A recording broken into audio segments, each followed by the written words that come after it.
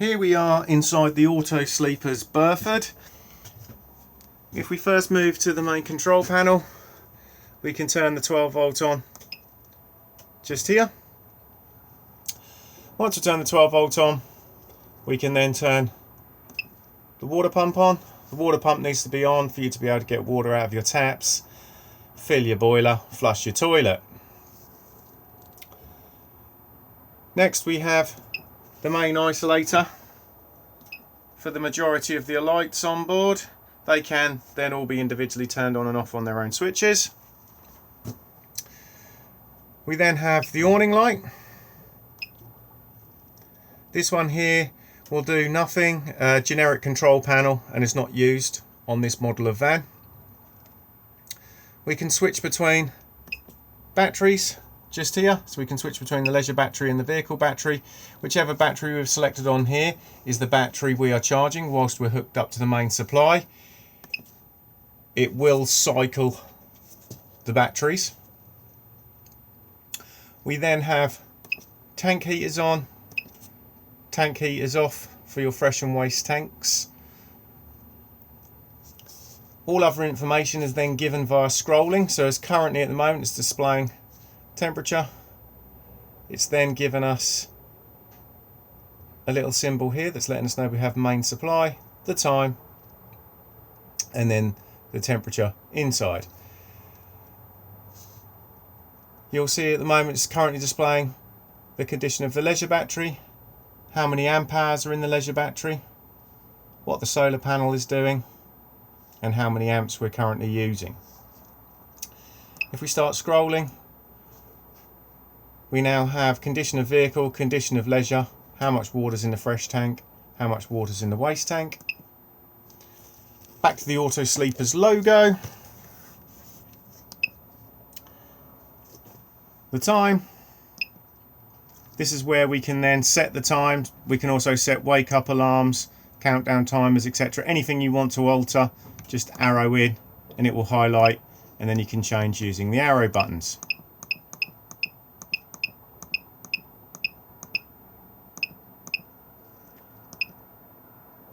And then as you can see, we then return to what we saw earlier on.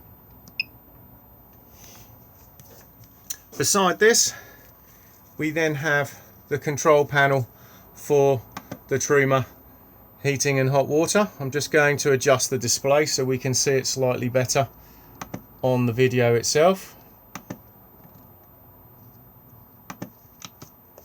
So, if I go back to the beginning, it will display the time and it will also let us know we have main supply connected. If we now press the button just here, it will bring up lots of icons, and as I rotate the button, they will begin to flash. So if we start with the first icon just here, this one is for your heating. So if we now click on it, heating is off. All we now do is rotate the button and pick whatever temperature we would like it to be inside the motorhome, right the way up to 30 degrees. So let's say we want it to be 30 degrees in here. Click to store it in, and you'll see a little flame has appeared above. That little flame there just represents the heating. It's just letting you know you've set a parameter. Whenever the heating's running, the flame will then flash and will continue to flash until it achieves the temperature you have asked it. The thermostat for the heating is just beside the main control panel, just here. If we now move along again, we then have hot water. So again, hot water is off. Rotate, we can heat our water to roughly about 40 degrees or roughly about 60 degrees. And we can also perform a boost on the boiler. The boost is very handy if there's going to be more than one of you having showers in quick succession of each other, or if you just want a longer shower. If I do perform the boost and the heating is running, the heating will turn off because it needs to take that power to be able to perform the boost. If I now drop it back down and I put it on to 40 degrees, you'll see the heating comes back on. And again, this icon here will continue to flash until the water temperature is at what you've asked it to.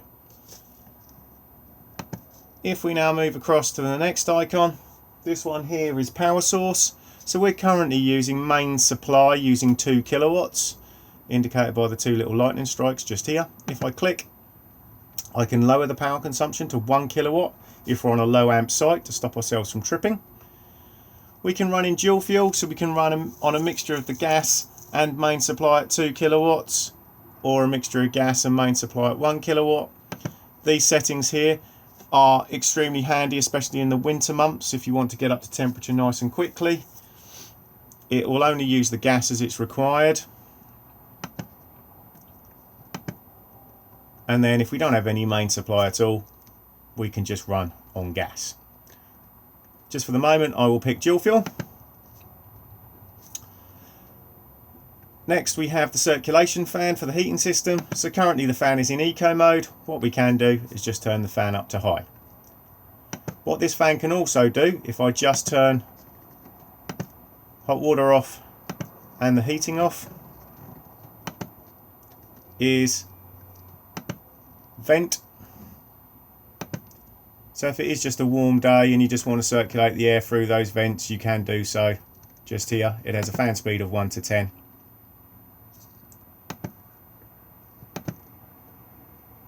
Now we drop to the lower icons. This one here in the bottom left hand corner is for a basic timer. So we can set a start time and then an end time. Once we've done this, it will then ask you what you want on within that time period. So let's say we want the heating to come on at 20 degrees, the water to be 60. We just want to be using main supply, and we'll leave the circulation fan in eco. Once we've done all that, timer on or off. Whenever the timer is on, the little icon will come up here, and then when the timer is in operation, it will flash. And then if I then turn the timer back off again, the next time we return to it, we can then obviously alter it again. Obviously, if you're going to be using timers, it helps if the clock's correct, and that's all this one here does. It just sets the time. And then your last icon just here is your settings menu. So within here we have index, which is just for the technicians in the workshop. It just lets them know what software it's running. Brightness of the screen, language, full factory reset. So if there was a problem, you can fully reset the system. And then offset for the thermostat just here. So if you don't think it's quite correct, you can tweak it by a few degrees. From time to time, these will throw up error codes. They will usually be basic stuff. So if you're running on main supply or gas and you lose either of them, it will come up with an error. You will usually get a warning triangle just here, and then if you click on it, it will display the error code in the window. It's a series of letters and numbers, and then if you look in the manual or if you Google it, you will find what the problem is. 9 times out of 10, as long as you rectify the problem, the error code will just automatically disappear. If that is not the case, it's then always a good idea to go back to the warning triangle and double click on it, and it will then usually say no error. If that still does not work, if you've still got stuff running up the top here, I always suggest turning them off. After that, it's the good old-fashioned turn it off and turn it on again, and the way we turn this completely off is just by holding the button in, like so. If when you turn it back on again you still have an error code, I always say last ditch effort, just do the factory reset. It will not hurt it in any shape or form. Sometimes these units just need a hard reset.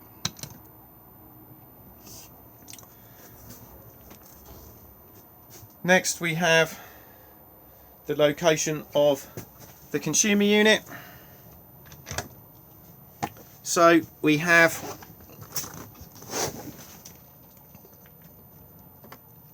the trip switches just here. So we have the 3 individual MCBs, RCD and test button just here, and they are numbered up and then will correspond in the Auto-Sleeper handbook. We then have the 12 volt fuses just here, and again they are all numbered up. We have isolator switches along the top for components that use main supply. So these two are for the Truma heating and hot water. So if we turn these off, we will confuse the control panel when we are hooked up to main supply, and we will get an error code. I always say that these are more for maintenance, for just isolating individual components, so really they can just stay in the on position. We then have the green light just here, which is for the battery charger, and again we want that on, so when we're hooked up to main supply we are charging the batteries.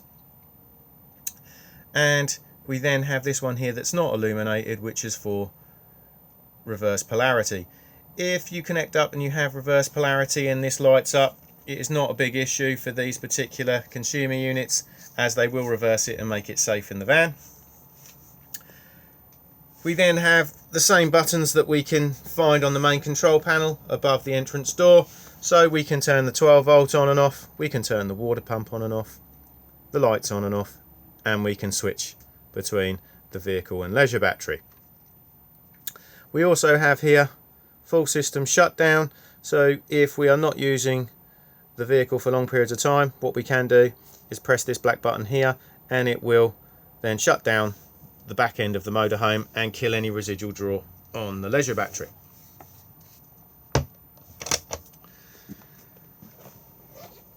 The leisure battery is located underneath the passenger seat and the vehicle battery located underneath the driver's seat. Underneath the bench seat here we have the isolator switch for the tank heater in the waste tank. So if you don't want that one on, we just flick it off just like so. And we then have some more fuses here, and again they're labelled up, and they are more for mainly components on the outside of the motorhome and for the 12 volt connection to the fridge. Also in here we have the safe.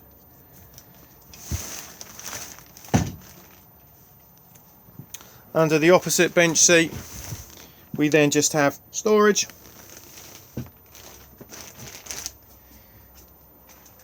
If we then move across to this overhead locker here, you will find the Truma iNet box located in here. So if you wish to control your heating and your hot water via your smartphone or a tablet, you can do so through this. What you will firstly need to do is download the Truma app onto your device. Once you have done that, you need to make sure that your Bluetooth is turned on, and then you need to launch the app. Once you've launched it, you will see a button that needs to be pressed which says remote control. Once you've pressed that, you then just need to follow the on-screen instructions. It will firstly ask you to come to this box and press the Bluetooth button. It will then send the Bluetooth signal out and you will commence connecting up to the iNet box. Once you have connected up, you will then be able to control your heating and your hot water locally via Bluetooth through your device. What you can also do is control it from further afield by adding a pay-as-you-go SIM card, just where my finger is here. Once you've inserted that, you then register that through the app, and then you will be able to turn your heating and your hot water on from as many miles away as you want.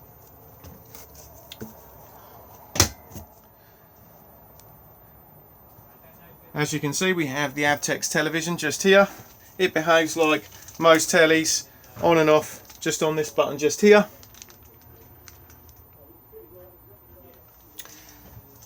You will see along the top that it has USB connectivity, and then on the opposite side just here we have DVD player.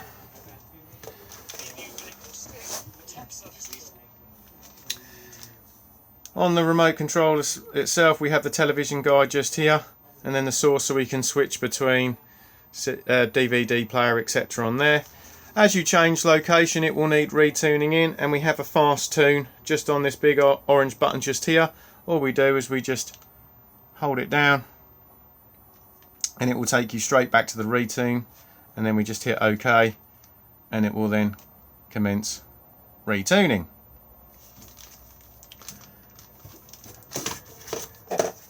Next we have the air conditioning unit. So the remote looks like this. To turn the unit on and off, just on this blue button just here, and then you will see we have a mode button just here. So we are currently in air conditioning mode, and we can select the temperature just on the plus and the minus. If I hit mode, we can then switch to heat, which we do not have on this model. Auto, so we just tell it what temperature we want it to maintain, and it will then do so. Air recirculation, and then back to air conditioning again.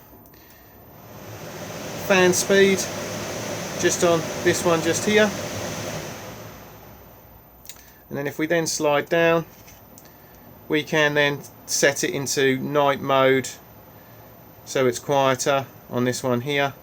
We can also turn the lights on and off on it on this one here, and then in here we can also set timers for it to come on and off.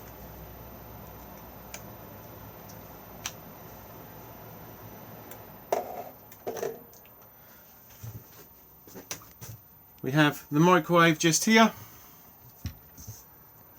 The isolator for the microwave, you can just see, sits behind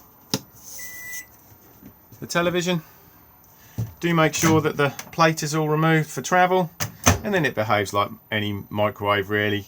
You have your quick start here and stop, and then you can select your time, power settings, etc. just here. Next we have the Dometic fridge freezer, on and off on this one here. You will see that this unit is an automatic unit, so if I now put it onto A and it's now in auto mode, it will now find the best power source it can for us. So because we're hooked up to mains supply, it's put us directly onto mains. If I ran outside now and pulled the mains lead out, it would then attempt to fire itself up onto gas, and as soon as we start the engine, it will then automatically go over to 12 volt maintain. We can just manually select anything as well, so I can manually put it onto gas. I could manually put it onto 12 volt maintain, which at the moment means that we're going to get a beeping sound and a red flashing light as the engine's not running. This is the noise we'll always get if it fails on any of the other power sources. If it does fail to light on gas, and it may just be down to air in the system, etc., what you can do is press this button here, and it works as a gas reset, and it will then attempt to light again. Temperature control just here, and then this button just here is for the unit's anti-condensation jacket. The anti-condensation jacket needs to be on in the hotter summer months. It basically stops the build-up of condensation around the outer part of the unit, which would then run off and then form a puddle underneath it. It does not obviously need to be on in the colder months. I will now put it back onto auto, and then if we then hold, we can then turn back off again.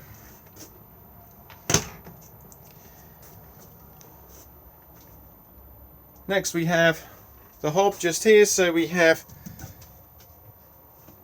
the electric hot plate that operates on this one here, and then the rest are fairly the normal push in, twist and press the igniter.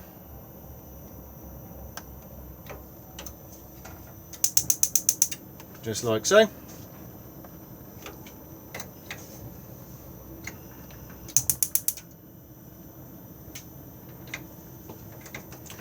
Beneath that we then have the grill.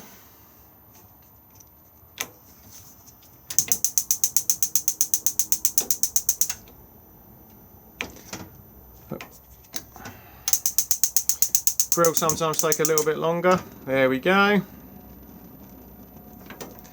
And then the oven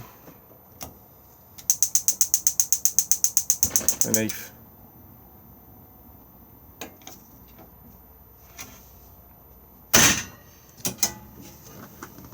Storage beneath the oven just here. You will just see just through there's gas isolation tap, and as normal, wherever there's a gas appliance there's a gas tap. They can all stay in the on position. I always say smell gas, go to the gas tank underneath and isolate it at the source.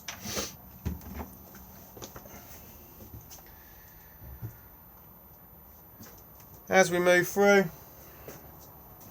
into the bedroom, we have the wardrobe just here, and in here we will find the digital amplifier for the television aerial just here, on and off just on this point here, and control the gain just here.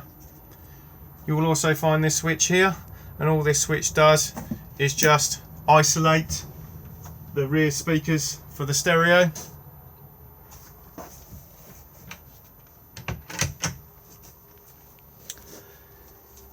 If we now go underneath the bed, we will find the Truma combi boiler just here, and also gas isolation taps for the fridge and the boiler itself.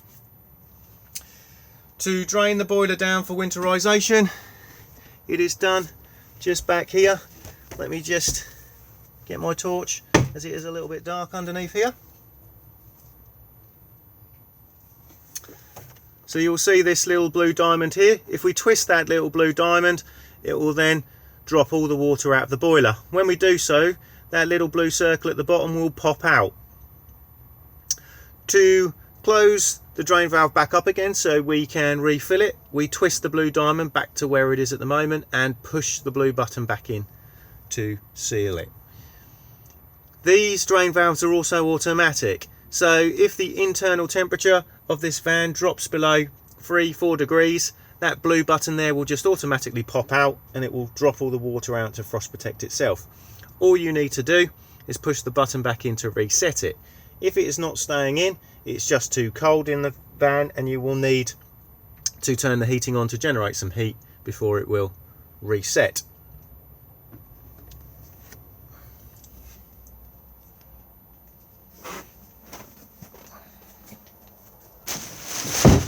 These two infills here just slide in at the foot of the bed.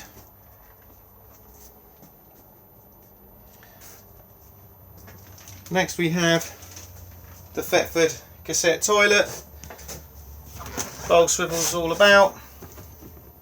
Open to the cassette on the grey lever just here, and then blue button to flush, and then level indicator just here, so it will rotate round to red when the cassette needs emptying. If you leave the cassette open and you try to remove, if you leave the cassette flap open and you try to remove, it will not come out, so just make sure it is shut. We then have the shower just here, and do make sure that the shower screen is secured for travel.